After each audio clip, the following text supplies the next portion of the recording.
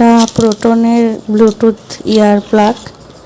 এটা দাম নিয়েছে 599। আমি এটা অ্যামাজন থেকে অর্ডার করেছি। তো টেস্ট করে এগুলো মোটামুটি ঠিকই আছে, সাউন্ড বেশ ভালোই, ক্ল্যারিটি আছে, কোনো রকম ইয়ে নেই, মানে নয়েজ নেই। তোমরা এটা ট্রাই করতে পারো। তো দেখো বক্সে কি কি আছে দেখাচ্ছি। প্যাকিং মোটামুটি ভালোই, যদিও অ্যামাজনের ওপর আমার ভরসা কম, আমি বেশিরভাগ ফ্লিপকার্ট থেকেই নিই।